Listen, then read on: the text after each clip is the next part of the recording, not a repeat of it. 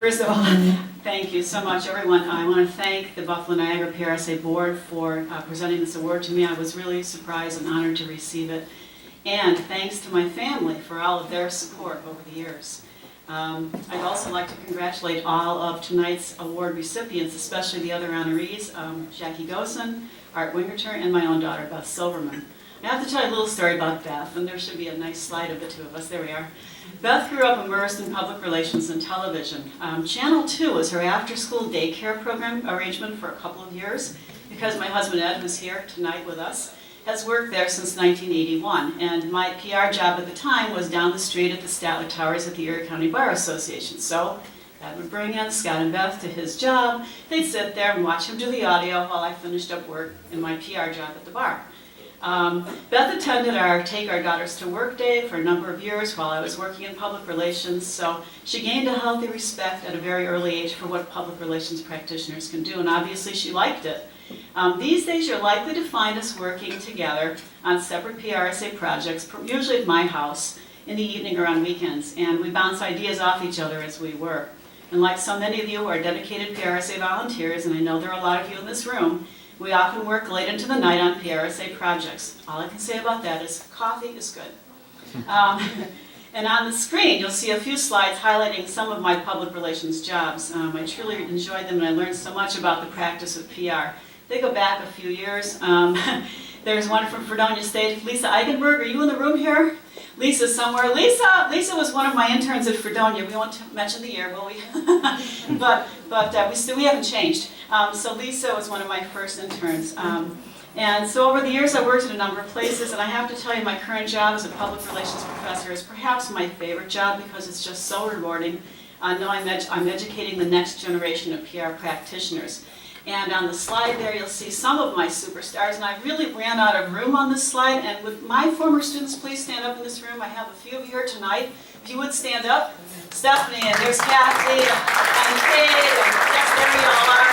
You're all awesome. I wish I had enough photos to put all of you in my slide presentation. My involvement with PRSA and PRSSA began 10 years ago when I established the PRSSA chapter at the University of Buffalo, and I became its faculty advisor, and then later on at Buffalo State when I became the faculty advisor there. The energy and the excitement that the student leaders of PRSSA bring to their work seems boundless to me, as these slides will demonstrate. The students have organized Meet the Professionals panels, brought in guest speakers, and assisted campus organizations in publicizing their events. One of my favorite memories was last fall's PRSA Northeast District Conference in Troy. A couple of our PRSA SSA students had an evening class the night before the conference, so they attended their class at Buffalo State. Then the whole group of them at 2 o'clock in the morning jumped into a car and drove through the night to get to Troy for 8:30 a.m. the next morning, dressed in their best business attire. And if you look at that on the slide there, you'll see the group with John. John, I think you probably remember that picture. Where's Carrie Byers? I know you're here tonight. Carrie, she led this. She was our PRSSA president last year. She was awesome. So I wanted to really congratulate them. That's the kind of students we have. I'm sure Ann would attest to this at Fredonia as well. Just a great group of students. I was invited to serve on the Buffalo Niagara PRSA board as an assembly delegate after I established the UB chapter of PRSSA. And I really enjoyed being a board member for 3 years, and what a great group of people in our chapter. I really was pleased to be part of all of that.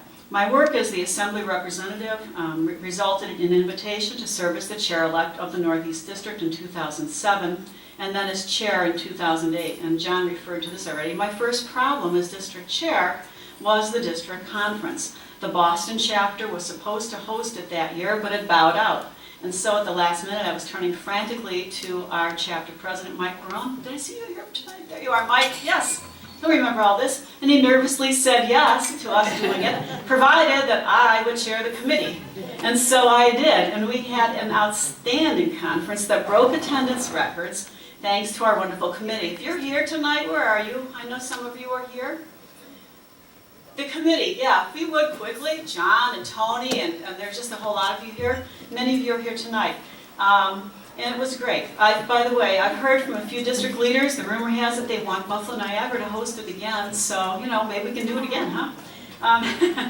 Another event during my year as district chair was Ann Carden's election into the College of Fellows, and so you'll see Beth and Ann and I in that slide. It was one of my favorite pictures that year of that wonderful event. Quite an eventful year. During that time, I received a letter from PRSA National asking me to consider running for the national board, and so I did. I was chosen by the nominating committee as a director at large. Serving on the PRSA board was exhilarating. We would close the door for a meeting and talk for hours about PRSA issues such as professional development programming, membership, the revision of PRSA bylaws. Remember those of you who were assembly reps and all the years you went, it seemed like every year you went to the assembly and what were you doing? You were revising bylaws. When I was on the board in 2009, we finally got a new set of bylaws and we fixed it for now. We haven't done anything with them in about 4 years. So that was one of the things we did. You name it, we were there. The board was expected to serve as PRSA's official host at the International Conference and the Silver Anvil Awards. And we developed close bonds and friendships as a result. And you can see I also did serve as a Silver Anvils judge. In fact, this year I did, and one of my former students from UB also was the Silver Anvils judge, so it was great seeing her there. So the Silver Anvils. And in fact, now I'm friends on Facebook with many of the PRSA board members I served with. And of the other officer candidates, the 4 besides myself this year, I know them all. I served on the board with 2 of them, and a third, Mark McClellan, has been with me, following me wherever I go. If I was a district chair, he was the chair-elect. You name it, Mark was there. After I finished my term on the PRSA board, I kind of felt lost. I happened to mention that to incoming PRSA chair, Rosanna Fix, and she fixed that.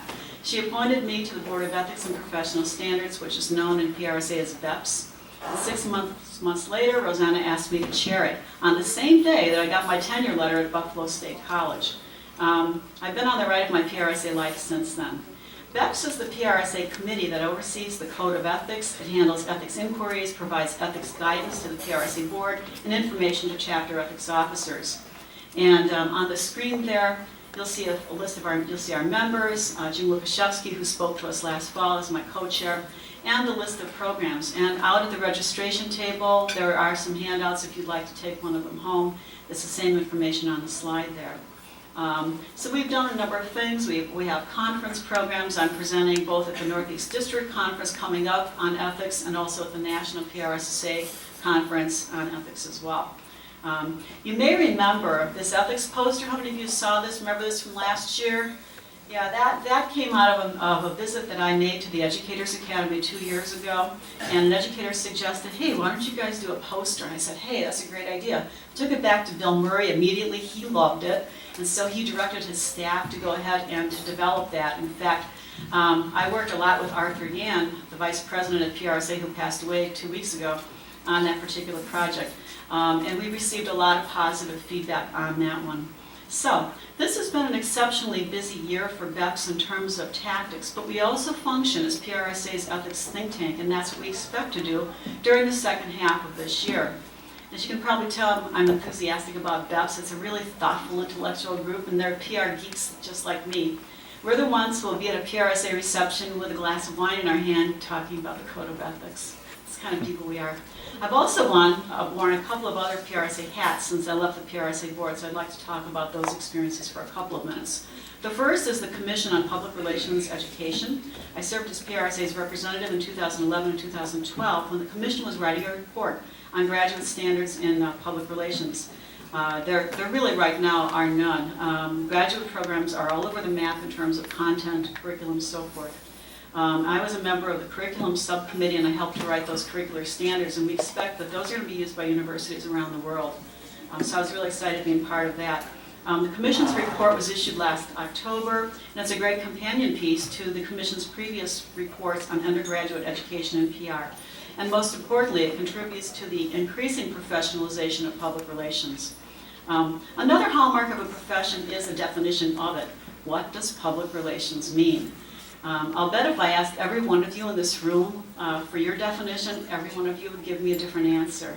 That was the challenge for the PR Defined Task Force in 2011. Rosanna Fisk appointed me to that one too.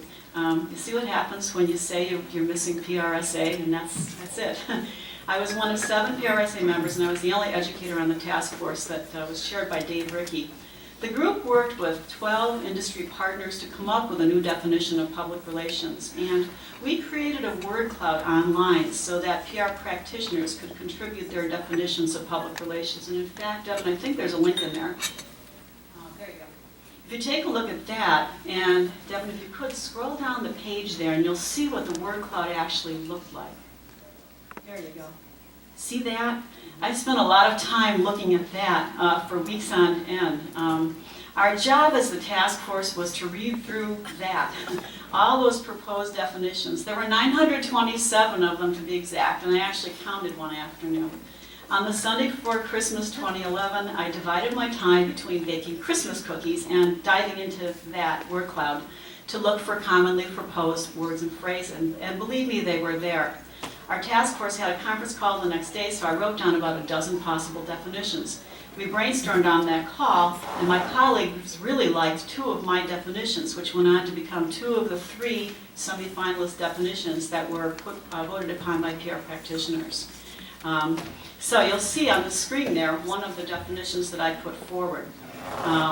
That's the first one. If you look at that one for a second, and some of you may think, oh, it looks pretty familiar, and then if you look at the next screen, this one is the one that won. What we did was we took one of my definitions, tweaked it by 1 or 2 words, and it was voted on, and it is now the official definition. So it's not that I created the definition, but I pulled it out of the word cloud, and I played with it, and the task force finished it up, so yeah. I'm kind of pleased that we have a definition, and this one won by a landslide. I have to tell you though, PRSA took some heat for this project. There were some critics. Some people thought that it was a waste of time to have a definition. I will respectfully disagree. I believe it was an outstanding opportunity for us as public relations professionals to reflect on what we are all about as a profession. And like the work that is done by the Board of Ethics and Professional Standards and the Commission on PR Education, the PR Defined Task Force has helped to shape the public relations industry into a profession. We're closer than ever to that goal.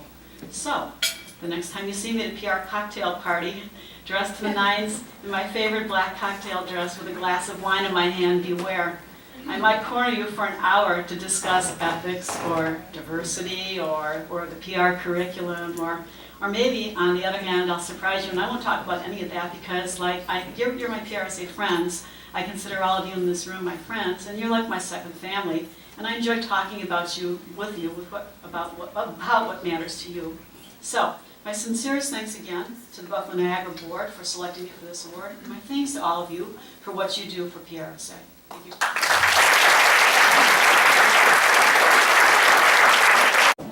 There we go. Okay, Dr. Silverman, just first one real quick, real easy. All right. Just talk about tonight and I guess what it meant to you to receive this award. It's a significant award, and I was very humbled and honored to really receive this from my chapter, from my colleagues. I had no idea it was coming. It means a lot to me to be awarded this distinction by my peers. And I was just going to ask you, it seemed like it humbled you a little bit coming from your peers, and you mentioned a lot of your former students here as well. Probably about half a dozen of my students are now in this chapter. They've been winning awards tonight. A few of them won awards. And it's just a real pleasure to see them coming along like that. It's probably the best part of teaching. And not only you receive your award, but your daughter gets the Rising Star Award as well. What did that mean to you? That was a surprise. I had no idea that the 2 of us would both win. And like I said, mine, I had no idea at all that I was going to win. But yeah, it's all about nurturing young professionals, whether it's my own daughter or my kids, as I call my students, because that's what I think of them as. I'm very proud of them. It seems like education is a big part of your work, obviously, as a professor. But it goes back many years. I was originally supposed to be a music education. I was a music education major. I was supposed to be a music teacher, and then here I am in public relations. So yeah, it's a good thing. And Dr. Silverman, anything else you wanted to say about tonight or your award, or your daughter's award, that maybe I didn't ask you? I just want to say how appreciative I am to Buffalo Niagara PRSA. I know Beth and I both enjoy our work with PRSA in different levels now. And just great colleagues all around, great networking opportunities. Excellent. Thanks so much, Dr. Silverman. Thank you so Congratulations much, Mike. again. I'm sure I'll see you around. Appreciate it. Definitely. Thank you. Okay, now I'm going to Come on, stop.